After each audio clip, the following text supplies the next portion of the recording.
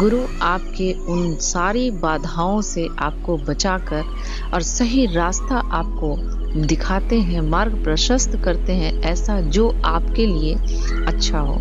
तो कभी भी आप ईश्वर के सामने अपनी इच्छाओं की पूर्ति के लिए यदि प्रार्थना कर रहे हैं, तो कभी भी उनके सामने किसी एक इच्छा की पूर्ति के लिए आप अपनी पूजा उसमें बांध ना दें। कभी भी आप ईश्वर से मांगे तो ये मांगे, हे प्रभु, मेरे लिए आप अपने चरणों में स्थान दें और अपनी भक्ति मुझे करने का अवसर दें। आप स्वीकार करें, मैं आपकी भक्ति करूं, आप स्वीकार करें और मुझे आशीर्वाद दें। यदि ईश्वर का आशीर्वाद आपको मिल गया, आप यकीन मानिए दुनिया की कोई ऐसी वस्तु नहीं है, कोई ऐसी आपकी इच्छा नहीं है जो अधूरी रह जाए।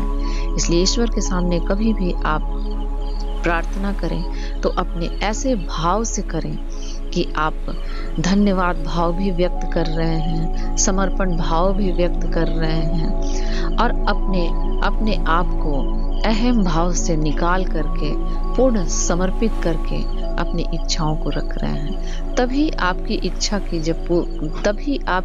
की पूर्ति होगी और जो पूर्ति होगी वो बस पूर्ति होगी। जो आपको मिलेगा वो सारी दुनिया देखेगी।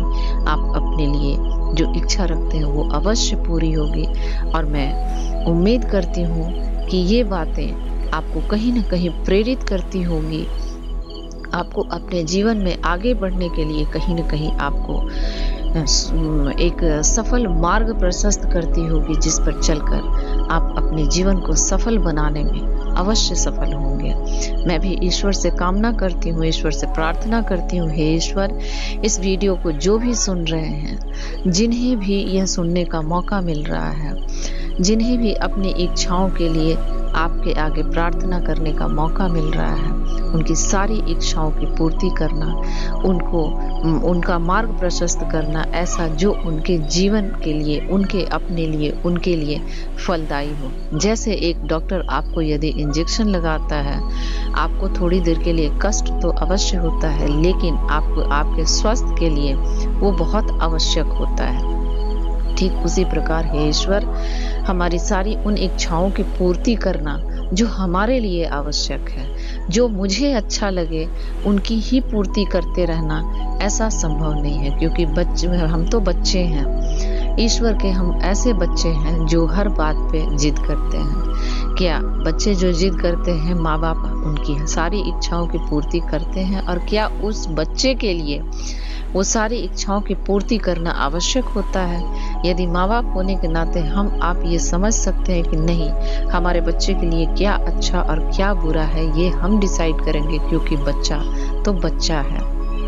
ठीक उसी प्रकार हम अपने परमात्मा के, अपने ईश्वर के ऐसे बच्चे हैं जो हम इच्छा लेकर के ईश्वर के आगे आते हैं और बहुत भाव विभोर होकर के उनके सामने जिद करते हैं, जो हमारे लिए कई बार बुरा होता है, जो हमारे आने वाले समय के लिए बुरा होता है। कई बार ईश्वर हमारी अच्छे के लिए हमें दुख देते हैं, ताकि हम वो कड़वी घूंट पीकर अपने जीवन को अच्छा बना सकें और हम दुख को प्राप्त ना कर सकें। मेरी इच्छा है और मेरी ईश्वर से प्रार्थना है कि आपकी सारी मनोकामनाएं पूर्ण हो और आप अपने जीवन में सफल और सुखी हो। आने वाले समय में आप याद रखिए, मैं ऐसी साधनाएं आपको कराने वाली हूँ जो आपके जीवन को सुगम और सफल बनाएगी। Thank you so much.